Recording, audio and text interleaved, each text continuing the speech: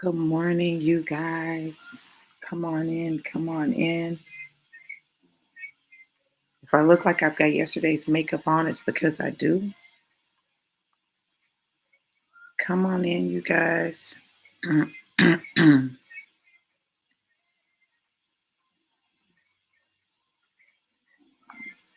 on in.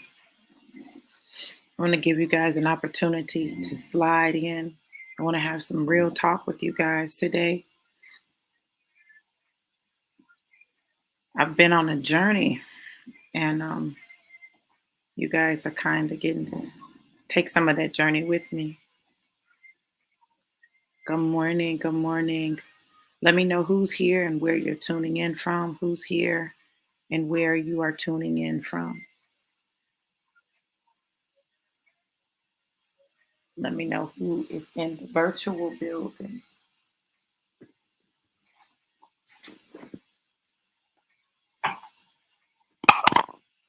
Come on, come on. Hey T, how you doing, baby?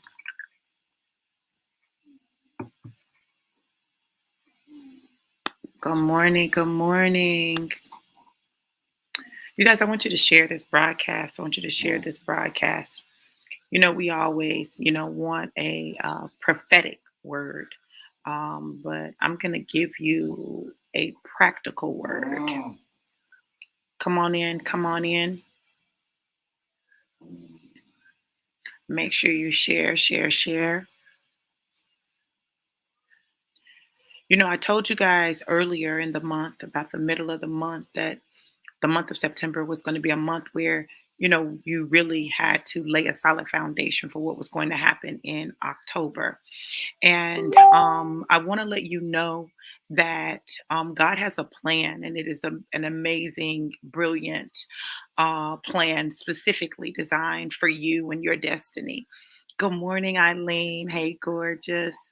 It's designed to get you to exactly where God desires for you to be, but it requires some things of you. And this is the thing, a lot of times we don't want to do what is necessary to get to where we're going. We don't want to do it. We don't want to participate in that. Well, listen, I've come to understand and to respect the fact that God's plan for me is not my plan always. His timing is not my timing always. And that even in those times when it's not my timing, his timing is always perfect. And when it's not my plan, his plan is always perfect. So I want to talk to you a little bit about God's plan and his timing. It's important for us to understand what God is doing when God is doing it and understand it for what it is, right? So often we focus so much on the negative that we miss the positives in what God does, right? We miss that, God just rescued us from something, or we miss that this was necessary to build us up for something else that God has for us to do. And one of the things that I'm real clear on is that God's plan for our life is absolutely perfect. I was looking at a post today, a post from my friend Terrence Hawthorne. He and his wife Lucretia have been on a journey, and I encourage you to follow their journey. It is a journey that is inspiring. They are married. He tells the story on Sunday that a year ago from Sunday, they were showing a house. He was with her while she was showing a house, and she had a brain aneurysm and suffered some strokes, and was on. Um, they basically were telling him that it was over, right? And so, he didn't stand on that, and he decided to, fight for her. And today she's still here and she's rehabbing. And I was looking at it, and he was talking about the journey as a husband, right? And how he's maintained his vows and all of this. And I'm like, wow, see, that's so inspirational. God has a plan for every single one of us, for our lives and how things are going to unfold, and all of that. And I was looking at my situation. So you may notice that my background is different. I am in the hospital. I stayed all night with daddy last night. It's interesting because when we were on our way to the hospital, my son was dropping me off, which never happens. I normally drive and then I'm rushed, because I've got to get home, or I've got to pick them up, or I've got to drop somebody off, or I've got to go to school. And this week is the first week that I am not teaching 4 classes at the university, right? Um, so I decided, yesterday that I was going to stay all night. So I came up here. When I walked in, I understood why I had to stay all night. You know, the process of death and dying is one that we don't want to think about, let alone talk about, but it is very much a reality.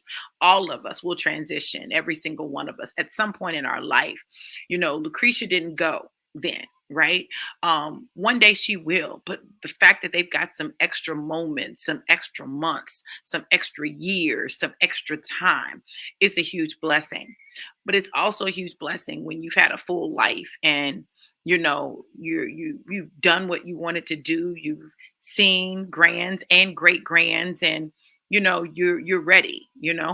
And so I find myself in a unique place because I've gotten a unique opportunity to spend time with my dad, and to really hear his heart. Let him talk about whatever he wanted to talk about. Let him share with me the things that he wanted to share with me, and me be able to do the same with him. And it doesn't make it any easier. It doesn't make it um, any smoother as we go through this transition. But there's some things that I wish we'd done sooner. You know, um, the reality is there is another side um, to death and dying, and as much as we don't want to think about it, as much as we don't want to deal with it, we have to plan and we have to prepare. You see, I found something for my family to make sure that they don't have to worry about a lot of funeral expenses and stuff, because I don't qualify for insurance. And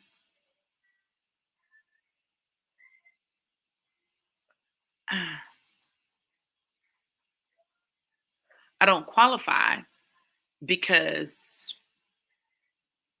I have an aneurysm on my brain.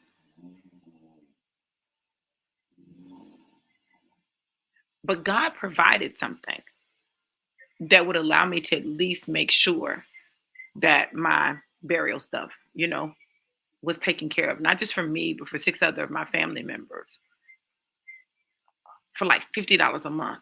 And I remember when I found out about it, I was blown away. But this is why I was blown away. Do you know how many times we find ourselves in situations where we're trying to figure that piece out? And I find myself now, like, there's stuff I'm going to have to figure out, because although daddy has insurance, it takes a while for insurance to pay out. And it's not a lot of insurance, but it's enough to cover, the cost, but it won't come right away. And so I've got to figure that stuff out. I'm going to have to figure out where the money is coming from. I've got to figure out how I'm going to make this happen. And I just wish that I'd been able and had enough time to position him so that we didn't have to like stress that piece. And then, my dad says, we're having a conversation, and he says, well, I just want to be cremated. I don't want no big funeral. I don't want all that. Don't do all that. And I said, well, me too, daddy. I told the kids I want to be cremated. I don't want them spending a lot of money on a casket that's gonna go in the ground to buy a plot that, what I'm saying, a house might end up being built on because land is run out. I don't want that. So making that decision, hey, good morning. Making that decision, I wanted my kids to know. I didn't want them to guess or speculate or try to figure it out. I wanted them to know. And I'm grateful that my dad told me what he wanted. And I was talking to a good friend of mine, and she was saying, "Oh, my dad wanted to be cremated too, but we buried him. And my dad wanted this, but we did that." And I was thinking about it. And it was a thing of where I don't think it was that it was an intentional thing. I don't think it was like, anybody just wanted to not, like, in the moment, when things happen in the moment, sometimes you forget those conversations, you forget those things. But my dad made sure that I didn't forget, you know. He made sure that I knew that he wanted a DNR. He didn't want to be resuscitated. He didn't want to be on machines. He didn't want feeding tubes or oxygen or any of those things. Like, he was really clear with me on that. And I was really clear that I wanted to honor his wishes. I was really clear that I wanted to make sure that I respected his dignity and maintained it. You all, if you've not created a plan,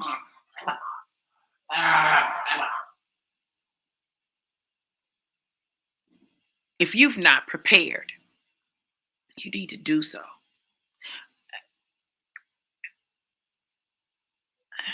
As I've watched my kids take this journey with me, and they literally have taken this journey with me.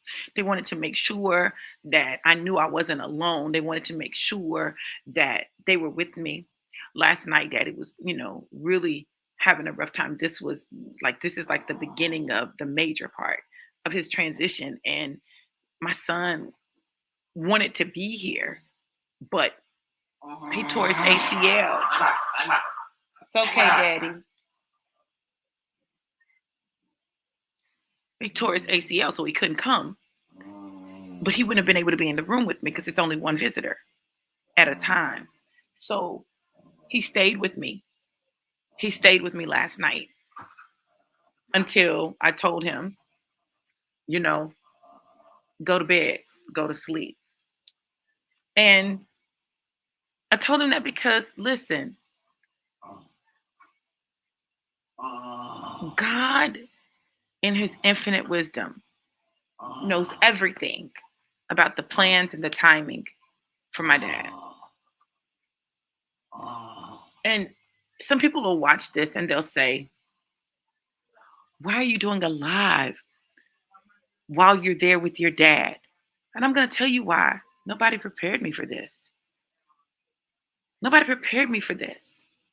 I realized that my kids and I were not prepared for this, but we have to be. Good morning, beautiful. But but I just want you all to know that it's important to prepare. Let your family know. Let them know what you want. Let them know what you don't want. Put things in place. Make sure that they don't have to make the decisions, that the decisions are made and you are in control of them. But know that God's timing and God's plan is absolutely perfect. And I would say this too. Care about their wishes. Care about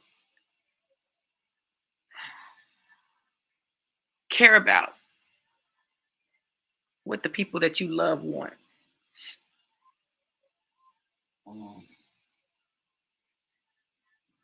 This is a season where God is getting ready to birth new things. It's harvest time.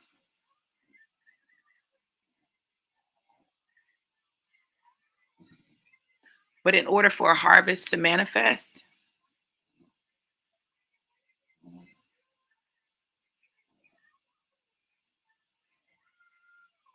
the seed must first die. And death, though we fear it, many people, it's a part of living. And when you understand that, it doesn't make it easier to deal with it, but it definitely helps you have a different perspective. My dad was really an an amazing man. And brother, you can relate to this because you went through this with your mom and you had those moments with her. You had that time with her. And I'm grateful for that time. And we have to understand that what God is doing in this season is going to grow us and it's going to stretch us. I didn't know when I was with my brother that I guess God did kind of prepare me. I guess he kind of prepared me through being there with my brother as he was going through with my other mother. But you don't always think about that. Like that just hit me. And so now it's my turn. And I'm grateful that I got a chance to be there to spend some time with my other mother, before she transitioned. And I'm grateful that I'm here with my dad. I'm grateful that I get to do that. And I think for me, it's letting people know that it's a part of the process and it's okay. My daddy used to say when the doctors would give him a diagnosis, because my dad has dealt with cancer, strokes. Um, he had a heart attack. Um, and I remember him saying, when they gave a diagnosis, he said, well, if I die, I just die. I'm ready. Yeah, I ain't trying to go right now, but I'm good. I want to be like that. Man, I want to be good. I want to know that I've lived my life in purpose and my daddy has. I want to know that I've been good to people and my daddy has. He's impacted so many lives and I'm grateful for that. And check this out. The kids and I were talking last night. We had a group video chat and we were talking and we were sharing different stories, things that daddy did and said. And like he's been really big on his great grands. He's had these great grands coming and he's been really excited about them. And, he was waiting for Madison and Madison came on Friday. And so he got a chance to see her.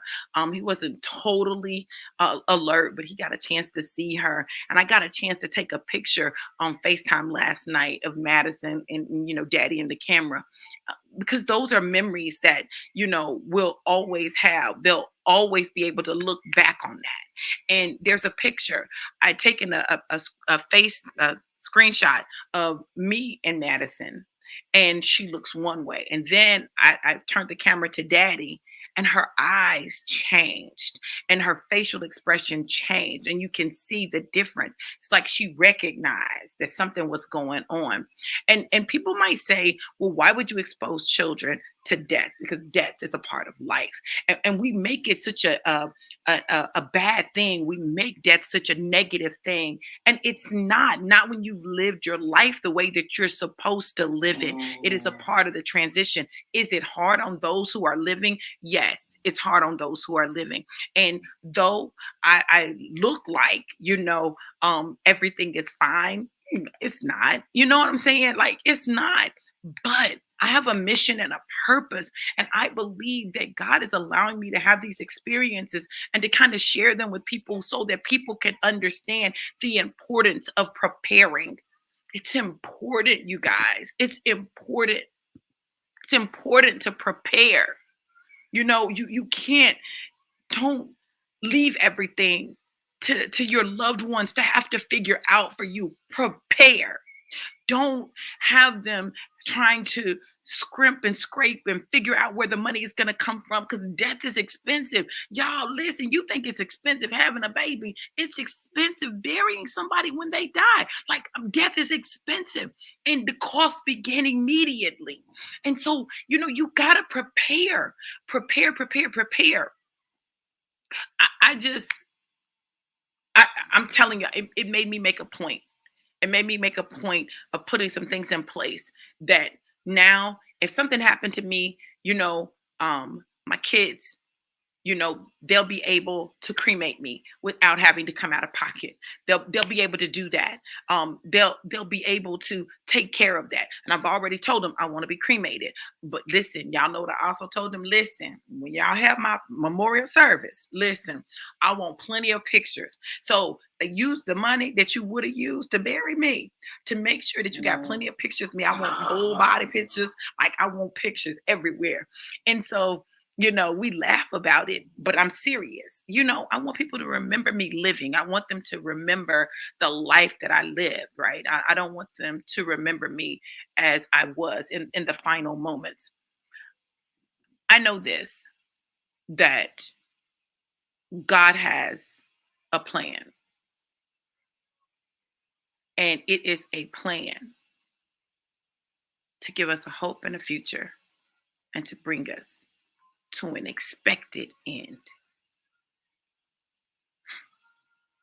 To bring us to an expected end, right? And one day that end will be the end of our life. And my question is, will you have prepared and planned for it? And will you have made the most of the life that you're living? Now, I always tell my kids, like, we love each other anyway. Um, And so we talk a lot and we always say, I love you. And we say it multiple times a day. And, the ones that are here, they hug me, they kiss me. Like we hug and kiss each other. Like we're that family, right? But it's also made me really just appreciate the time that we get with people and the importance of making time with everything that's been going on. And I still have to maintain my life. I still have to do life and I still have to figure that stuff out. But my brother's birthday was the other day, and I had school. Then I had to come check on daddy and spend time with daddy. Then I had school. Then I had my healing class, and so I said, "Oh my God, it's going to be tight." So I wasn't going to be able to go to his birthday dinner, and so I said, "Brother, I'm not going to be able to come to your dinner tonight." I said, "Because I've got class, but can I come by and do lunch with you?" And I did, and he was working and like, because that's him, he's working on his birthday, right? But I thought enough of him to carve out some time to just go by and just be in his presence and hug him and kiss him and let him know I loved him, because that's important. Let people know you love them. Send the random text that says, "Hey sis, hey bro, I was thinking about you. I love you." I love getting those. I know I've got people in my life who've been sending them to me, who've been calling me and just checking on me and making sure I'm good, with checking on me, you know? Um, and so I thank you all for that. And know that my dad's transition is is going to be sad for us, but we know where he's going. I have every confidence that my dad is going to be with the Lord. And that is the thing that gives me peace. That is the thing that allows me to be like, Daddy, good. Like, we the ones still gonna be here. Daddy finna be real good. Um, and I love my daddy, and my daddy loves me. And he loves all his grandkids, and he loves his wife, and he just loves family, period. Like, daddy is very much about family. And so, as we make this journey, as he begins his transition, I am reminded of the man that my daddy is. And it sets a high bar for me to live my life in purpose, on purpose, and in love, just loving people. So if there's someone that you have an ought with, or you have a problem with, or whatever, listen, let me say this. There is nothing anyone could do that makes it worth me holding on to it to the point where I'm unable to see them transition or find out that they transitioned. And I'm like, oh, I wish I had. Love, forgive, love, forgive some more, love, and forgive. And know that that's who God is. And that's how he deals with us. Why would we expect that we're supposed to do anything different? Listen, I love you guys. And I appreciate you. And I appreciate your presence in my life. Thank you for being you. I thank Daddy for helping me heal in an area that's been a major challenge for me, you know? And that's with relationships, especially romantic ones. Now, that part is healed. Now I got to get this other piece. Listen, healing is a process and a journey, and I'm on the journey. And you can join us on Wednesday night. We're doing a free How to Begin Your Self Healing Journey class, and you guys are definitely invited. I just know that I'm healing on purpose. And I was talking to someone yesterday, and I said, listen, choose to heal. Choose to heal. Choose to heal. And if you go to bit.ly/ self heal now, you can join. I just know that God is doing amazing things and he's ready to do amazing things in your life. I pray that this word blessed you in some shape, form, or fashion, that you got something out of it that encouraged you. This is not a word to depress. This is a word to prepare. That's what this is. It's a word to prepare, and if you're prepared, then it won't take you off guard. It won't catch you off guard and you'll have things in place. I want you to prepare for your transition because I'm preparing for mine. Listen, I love you guys to life and life more abundant. Be absolutely unequivocally blessed. Mwah!